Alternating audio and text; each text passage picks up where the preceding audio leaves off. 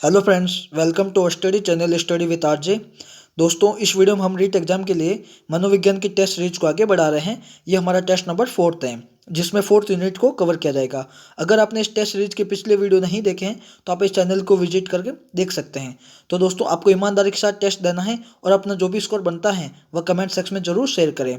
दोस्तों, अगर आप इस चैनल पर नए हैं तो आप इस चैनल को विजिट जरूर करके जाएं और इसको सब्सक्राइब जरूर करें। तो चलिए शुरुआत करते हैं। आज के इस टेस्ट का पहला क्वेश्चन इस प्रकार है। क्वेश्चन है, जब बालक अपनी असफलताओं के दोष को किसी और के ऊपर लादने की कोशिश करके अपने तनाव को कम करने का प्रयास करता है तब वह विधि कहलाती है रचनात्मक समायोजन, मानसिक मनोरचना, स्थानापन्न समायोजन या उपयुक्त सभी। तो दोस्तों, मैं आपको 5 सेकंड का समय दूंगा, इसके बाद मैं इसको आंसर बता दूंगा। तो दोस्तों, इसका जो सही आंसर है स्थानापन्न समायोजन, ऑप्शन नंबर 3 सही है। चलिए नेक्स्ट क्वेश्चन देखते हैं। अधिगम में वृद्धि की जा सकती है विटामिन देकर, प्रोत्साहन देकर, विदेश में भेजकर या इनमें से कोई नहीं। तो दोस्तों, इसका जो सही आंसर है अधिगम में वृद्धि प्रोत्साहन देकर की जा सकती है, ऑप्शन है सेकंड नंबर। चलिए नेक्स्ट क्वेश्चन देखते हैं। दिवा स्वप्न देखने वाला प्रसन्न रहता है नियंत्रण से, तर्क से, कल्पनाशीलता से या कोई नहीं।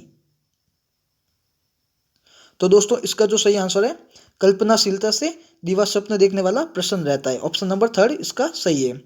चलिए आगे चलते हैं। परीक्षा में असफल होने वाला विद्यार्थी शिक्षक के पक्षपात की शिकायत कर सकता है। यह किस बात का उदाहरण है?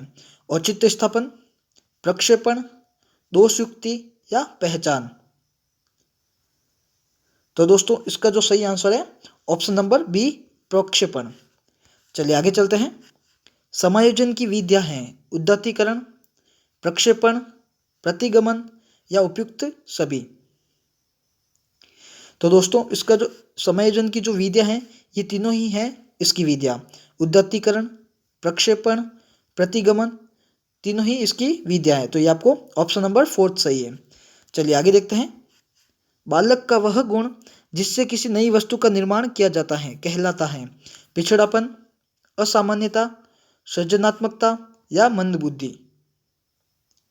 तो दोस्तों, इसका सही आंसर है ऑप्शन नंबर 3 सृजनात्मकता, क्रिएटिविटी। चलिए नेक्स्ट क्वेश्चन देखते हैं।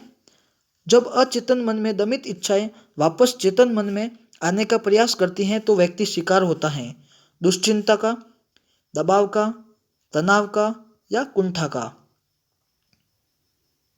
तो दोस्तों, इसका जो सही आंसर है ऑप्शन नंबर 1 दुश्चिंता। इसको इंग्लिश में बोलते हैं एंजाइटी, तो ये भी आपको ध्यान रखना है। चलिए नेक्स्ट क्वेश्चन देखते हैं। मानसिक स्वास्थ्य विज्ञान शब्द का सर्वप्रथम प्रयोग किया क्लिफर्ड बियर्स ने, हेडफील्ड ने, क्रो एंड क्रो ने या ड्रेवर ने। तो दोस्तों, मानसिक स्वास्थ्य विज्ञान शब्द का सर्वप्रथम प्रयोग करने वाले मनोवैज्ञानिक थे क्लिफर्ड बियर्स, ऑप्शन नंबर 1 सही है इसकी। चलिए आगे देखते हैं। सृजनशीलता के पोषण के लिए एक अध्यापक को निम्न में से किस विधि की सहायता लेनी चाहिए? ब्रेनस्टॉर्मिंग या विचारधारा, विचारवेश, पाठ्य विधि, दृश्य श्रव्य विधि या ये सभी। तो दोस्तों, इसका जो सही आंसर है ऑप्शन नंबर 1 ब्रेन स्टॉर्मिंग, या इसको हिंदी में बोलते हैं विचारावेश। यह सृजनशीलता के पोषण के लिए अध्यापक को एक विधि का प्रयोग करना चाहिए, तो वो है ब्रेन स्टॉर्मिंग। चलिए नेक्स्ट क्वेश्चन देखते हैं। अधिगम निर्योग्यता का लक्षण है भागने की प्रवृत्ति होना, अशांत ऊर्जावान व विध्वंसक होना, अवधान संबंधी बाधा, विकार या अभिप्रेरणा का अभाव। तो दोस्तों, अधिगम निर्योग्यता का जो लक्षण होता है वह है ऑप्शन नंबर 3 अवधान संबंधी बाधा या विकार। चलिए नेक्स्ट क्वेश्चन देखते हैं। रक्षा तंत्र सहायता करता है हिंसा से निपटने में, दबाव से निपटने में, थकान से निपटने में या अजनबीचा से निपटने में। तो दोस्तों, रक्षा तंत्र दबाव से निपटने में सहायता करता है, ऑप्शन नंबर 2 इसका सही है। चलिए आगे देखते हैं। निम्न में से कौन सा कृत्य बाल अपराधी के अंतर्गत आता है? जुआ का खेलना, दिवा स्वप्न देखना, कक्षा में नींद लेना या गृह कार्य नहीं करना। इसका सही आंसर है जुआ का खेलना, ऑप्शन नंबर 1। चलिए नेक्स्ट क्वेश्चन देखते हैं। ब्रेल लिपि से किसको पढ़ाना चाहिए? बहरे को, अंधे को, गूंगे को या विकलांग को? तो दोस्तों ब्रेल लिपि से अंधों को पढ़ाना चाहिए।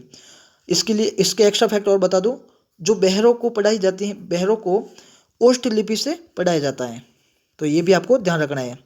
ओष्ठ लिपि बहरों के लिए काम आती है और अंधों के लिए ब्रेल लिपि, तो ये आपको ध्यान रखना है। चलिए नेक्स्ट क्वेश्चन देखते हैं। वैयक्तिक विभिन्नता की अवधारणा के जनक हैं गॉल्टन, थॉर्नडाइक, टर्मन या वुडवर्थ? तो दोस्तों व्यक्तित्व विभिन्नता की जो अवधारणा के जनक हैं वह है ऑप्शन नंबर फर्स्ट गाल्टन। चलिए नेक्स्ट क्वेश्चन देखते हैं। सृजनात्मकता की पहचान के लिए गिलफोर्ड ने जिन परीक्षणों का निर्माण किया उनके द्वारा वह सृजनात्मकता के विभिन्न गुणों का मापन करते थे। निम्न में से कौन सा विकल्प केवल उन गुणों को अंकित करता है?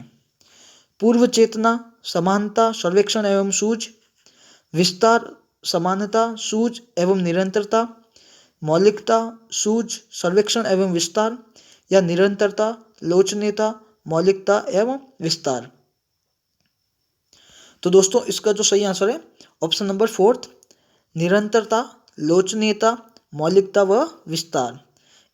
इसमें गिलफोर्ड ने यह परीक्षण किया था जिसमें ये सभी विकल्प बताए थे, तो ये आपको ध्यान रखना है। चलिए नेक्स्ट क्वेश्चन देखते हैं। सृजनात्मकता प्रारंभ कौन सी अवस्था से हो जाती है? शैशवावस्था, बाल्यावस्था, किशोरावस्था या प्रौढ़ावस्था? तो दोस्तों सृजनात्मकता प्रारंभ होने वाली वो जो अवस्था है वह होती है बाल्यावस्था। ऑप्शन नंबर सेकंड सही है। चलिए आगे देखते हैं। एक मानसिक रूप से स्वस्थ व्यक्ति सक्षम है, आसानी से समायोजित होता है, संतुष्टप्रद रूप से सहयोग देता है, हमेशा खुश रहने की कोशिश करता है या उपयुक्त सभी? तो दोस्तों इसका जो सही आंसर है उपयुक्त सभी, ऑप्शन नंबर फोर्थ सही है। चलिए नेक्स्ट क्वेश्चन देखते हैं। प्रतिभाशाली बालक की पहचान अधिकतर जिसके द्वारा होती है? बुद्धि परीक्षण के द्वारा, निष्पादन परीक्षण के द्वारा, प्रश्नावली विधि द्वारा या उपलब्धि परीक्षण द्वारा? तो दोस्तों इसका जो सही आंसर है उपलब्धि परीक्षण, ऑप्शन नंबर फोर्थ सही है।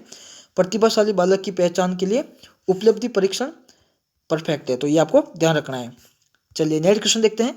प्रतिभाशाली बालक होते हैं जन्मजात, जन्म के बाद, आनुवांशिक या कोई नहीं?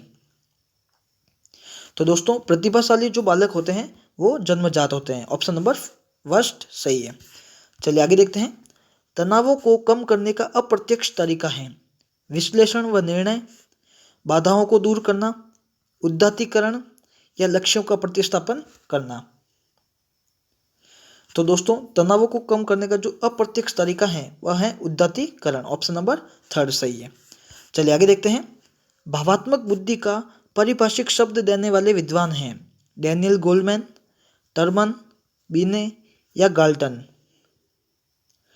तो दोस्तों भावात्मक बुद्धि शब्द का सर्वप्रथम प्रयोग करने वाले थे डैनियल गोलमैन, तो ये आपको ध्यान रखना है। इमोशनल इंटेलिजेंस आप इंग्लिश में देख सकते हैं भावात्मक बुद्धि को, तो ये आपको ध्यान रखना है। चलिए आगे देखते हैं। प्रतिभाशाली बालक वह होता है जो माता पिता का आज्ञाकारी होता है, जो सामान्य बुद्धि बालक से सभी बातों में श्रेष्ठ होता है, जिसकी बुद्धि लब्धि 80 से निम्न होती है, जो सामाजिक प्रतिभा वाला होता है? तो दोस्तों प्रतिभाशाली बालक इसका सही आंसर है ऑप्शन नंबर सेकंड, जो सामान्य बुद्धि बालक से सभी बातों में श्रेष्ठ होता है तभी वह प्रतिभाशाली बालक कहलाता है, तो ये आपको ध्यान रखना है, ऑप्शन नंबर सेकंड सही है। चलिए नेक्स्ट क्वेश्चन देखते हैं। मंद बुद्धि बालकों की विशेषता नहीं है सीखने की मंद गति, अमूर्त चिंतन का अभाव, शारीरिक दोष या मौलिकता? तो दोस्तों मंद बुद्धि बालकों की जो विशेषता नहीं है वह है ऑप्शन नंबर फोर्थ मौलिकता। चलिए आगे देखते हैं। समस्या समाधान में निहित होता है तर्क, स्मृति, संप्रत्यय या तार्किक चिंतन? तो दोस्तों इसका जो सही आंसर ऑप्शन नंबर फोर्थ तार्किक चिंतन, तो ये आपको ध्यान रखना है। चलिए आगे देखते हैं। बाल अपराधियों की आयु होती है 5 वर्ष से 10 वर्ष तक, 3 वर्ष से 12 वर्ष तक, 18 वर्ष से कम या 18 वर्ष से अधिक? तो दोस्तों आप सभी को पता है कि बाल अपराधियों की जो आयु होती है वह होती है 18 वर्ष से कम, ऑप्शन नंबर थर्ड सही है। चलिए नेक्स्ट क्वेश्चन देखते हैं। स्पष्ट चिंतन की क्षमता सफल जीवन के लिए आवश्यक है, यह कथन किसका है? Woodworth, crow and crow, Skinner या रॉस? तो दोस्तों इसका जो सही आंसर है, क्रो एंड क्रो ने यह परिभाषा दी थी। स्पष्ट चिंतन की क्षमता सफल जीवन के लिए आवश्यक है। चलिए नेक्स्ट क्वेश्चन देखते हैं। किशोरों को निर्णय का कोई अनुभव नहीं होता है, यह कथन किसका है? वैलेंटाइन का, स्किनर का, जॉन्स का या सिम्पसन का? तो दोस्तों किशोरों को निर्णय का कोई अनुभव नहीं होता है, तो यह परिभाषा देने वाले व्यक्ति थे स्किनर। ऑप्शन नंबर सेकंड सही है। चलिए आगे देखते हैं। कुसमयोजित बालक तनावयुक्त होता है, पूर्ण स्वस्थ होता है, पढ़ने में तीव्र होता है, प्रसन्नचित्त होता है? तो दोस्तों आप सभी को पता है कुसमयोजित बालक तनावयुक्त होता है। ऑप्शन नंबर फर्स्ट सही है। चलिए आगे देखते हैं। मेल एडजस्टमेंट का शाब्दिक अर्थ होता है समायोजन, कुसमायोजन, संतुलित या असंतुलित? तो दोस्तों मेल एडजस्टमेंट के आगे मेल लगा हुआ है, तो इसका मतलब होता है कुसमायोजन। एडजस्टमेंट होता है समायोजन और मेल एडजस्टमेंट होता है कुसमायोजन, तो ये आपको ध्यान रखना है। ऑप्शन नंबर सेकंड सही है। चलिए नेक्स्ट क्वेश्चन देखते हैं। कौन सा बाल अपराध है? यौन अपराध, चुनौती देने की प्रवृत्ति, धूम्रपान या उपयुक्त सभी? तो दोस्तों यह तीनों ही ऑप्शन हैं जो बाल अपराध के अंतर्गत आते हैं। यौन अपराध, चुनौती देने की प्रवृत्ति और धूम्रपान। तो इसका ऑप्शन नंबर फोर्थ सही है, उपयुक्त सभी। तो दोस्तों आज के ये 30 इंपॉर्टेंट क्वेश्चन थे। आपको अधिक से अधिक कोशिश करनी है कि इन 30 क्वेश्चंस में से 25 से ज़्यादा सही हो, और अपना जो भी स्कोर बनता है वह कमेंट सेक्शन में ज़रूर शेयर करें। दोस्तों अगर ये आपको अच्छा लगे तो इसको लाइक, शेयर और सब्सक्राइब जरूर कीजिएगा, और आप हमारे टेलीग्राम चैनल पर ज्वाइन कर सकते हैं। स्टडी विद आरजे नाम से टेलीग्राम चैनल है, आप इसको ज्वाइन कर सकते हैं। धन्यवाद।